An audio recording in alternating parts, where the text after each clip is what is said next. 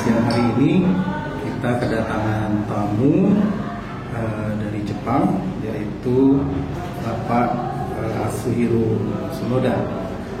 Beliau adalah teman dari salah satu koloni akademia, yaitu UNEI, dan sekarang kita akan berbincang-bincang dengan beliau mengenai pengalaman beliau selama beliau sudah lama di Indonesia, sudah banyak kegiatan yang dilakukan di Indonesia, dan kita akan berdiskusi, berbincang dengan beliau tentang kegiatan-kegiatan yang telah dilakukan selama ini, barangkali bisa untuk kolaborasi ke depan untuk kegiatan-kegiatan kita yang berikutnya. Okay, good day, Mr. Atsuhiro Sonoda. So it's nice to meet you. Nice to meet you. So we are pleased to discuss with you today. So we are already tried to have a look on the internet about your profile. It's very interesting because previously you are working in the Tokyo University offices, yeah, and then afterwards you for some project visiting Indonesia. And then in Medan, of course, and then you are very concerned about the waste, and then you join the Osoji Club.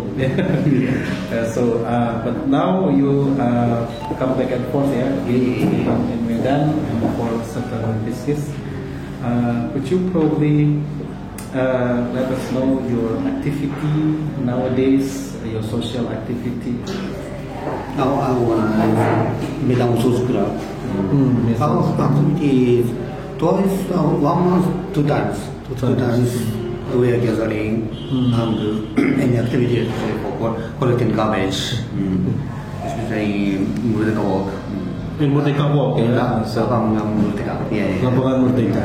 So it's in the Sunday and Sunday morning. Sunday morning. Sunday evening. Okay. So what is your impression about this? Many times you already do this activity. Yeah? So do you see time to time there is the condition about this waste in Medan is getting better, or it's just status quo, remain the same, or it's getting better? I think a little change because at first all people don't care about garbage. So that's the way. Why Japanese people do this? They feel so strange. Yeah. But now recently many people understand. It's a shame. Yeah. So how is actually Osoji Club initially developed? So who are the founding persons for this club? Actually, who are the initiator? Is it the Japanese consulate, or? Yeah, also privately. As was Osoji Club started in Jakarta Osoji Club. Oh, there are also another Osoji Club. Yeah. Oh, okay. Now there was also more big group. Yeah, and then how the garbage will be treated actually there in Japan? Now, many garbage for recycling. Recycling, yeah. And another one is for burning. Burning, okay. So, but burning in the special factory. Yeah. So using high temperature and no dangerous excess gas. No excess gas. Yeah. But I think here in Medan we still don't have it. Yeah, that's what yeah, too dangerous. Too dangerous. Yeah, they pull it in the what we call it the tempat penampungan akhir, ya, the landfill, the sanitary landfill. But then we don't know what. I mean, everybody also confused. What should we do with this? Yeah, this garbage. In Japan, all time 1960 or 70, like that system, but when it become big trouble happen, many flies. Over this open sanitary landfill. Yeah. Oh, okay. And bahu. Metropolitan. Most shocking photo in Medan. So this is in the Japanese newspaper? Yeah, I take this photo. Oh, you take this photo. So, Sonoda-san, so dia mengambil foto ini di Masjid Raya dan dia sangat terkejut bahwasanya di tempat wisata ada sampah seperti ini. When did you get this photo? 3 or 4 years ago. Oh, 3 or 4 years ago. So, okay. Yeah. And now become very clean. Now it's become very clean. So ya, itu 3-4 tahun yang lalu. Jadi ya alhamdulillah sekarang lebih bagus. Also look remember into there. Oh ya, ini juga. Jadi ini anggota dari Osoji Club, mereka langsung turun untuk membersihkan sampah. Tapi ini sekitar 3 tahun yang lalu, dan sekarang kayak sepertinya sudah jauh lebih bagus lah. Kalau masih seperti ini, aduh, sepertinya primitif sekali. but still I think we already have done many good things, so many things getting better, but still in some area it needs more work on that. Ya, jadi kalau cuman kita gerakan bersih, setahun sekali ada World Cleanup Day. Kita juga dari FKUSU juga terlibat juga, dan USU juga ya sudah terlibat tahun 2018-2019 aktif di World Cleanup Day. Dan juga kalau kita ngutip sampah tiap hari Minggu ya, itu kan hanya untuk pada saat itu saja, tapi setelah itu tidak ada kegiatan ya kotor lagi gitu. Jadi bagaimana supaya bisa continue, kuncinya adalah dengan edukasi pendidikan. Who are actually the most responsible part for the waste treatment? Yeah, I think all general people. All the people, yeah. Yeah, sometimes people say government. I think not government. We have to do it. We have to do it, yeah. So finally, government do something for us.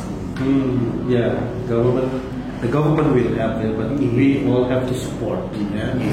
So then, jadi itu untuk mengatasi masalah persampahan ini, ya kita tidak bisa menyalahkan pemerintah ya. Selalu kalau kita tanya, ya bagaimana ini pengelolaan sampah gitu ya, banyak orang komplain ini dinas kebersihan ini sampah tidak diangkat, ini pemerintah bagaimana. Tapi padahal seharusnya kita harus mulai juga kita sendiri itu bisa bagaimana untuk menanggulangi sampah ya, mulai dengan menguranginya, kemudian juga memilah mana yang bisa didaur ulang itu kita daur ulang. Jadi banyak langkah-langkah yang bisa kita lakukan untuk menangani sampah ini. USU will take it very seriously. We have created some programs to manage the waste. Usually all the waste will become in one place, from the canteen, and then from the students they have plastic bottles, etc. And then now from the Ministry of Education and then also the rectors now. We are asked to reduce the use of plastic bottles and plastic cups. We are, the disposable one. We are encouraged to use the tumbler, the reuse tumbler, and also many faculty now they have a garbage separation. But now still the problem is what should be done after the separation. If it will be like come again in one place, so then it's useless the separation.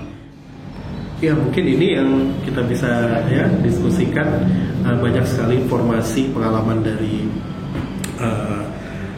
Sunoda-san ya, bagaimana pengalaman dia di Osoji Club di Medan dan juga kegiatannya selama di Medan, pengamatannya di beberapa daerah wisata di Medan dan pendapatnya. Mungkin ini menjadi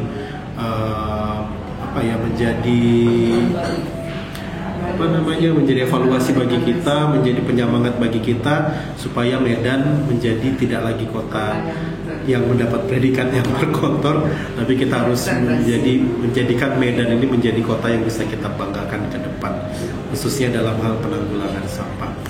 Okay, thank you very much for your time, and then we are looking forward to have a discussion with you later with another topic also. So jadi demikian diskusi kita dengan Pak Hasehiru Sunoda pada siang hari ini. Terima kasih, sampai jumpa.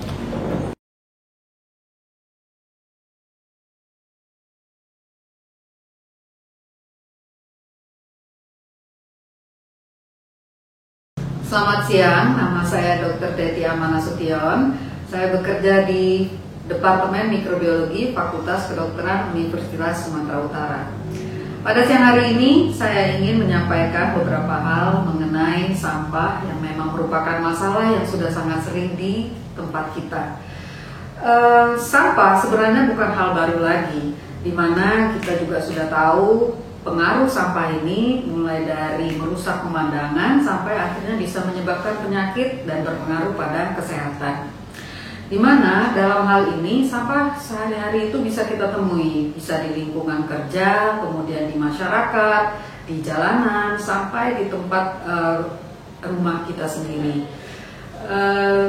Bagaimana rupanya terjadinya perpindahan dari sampah tersebut sampai menyebabkan penyakit?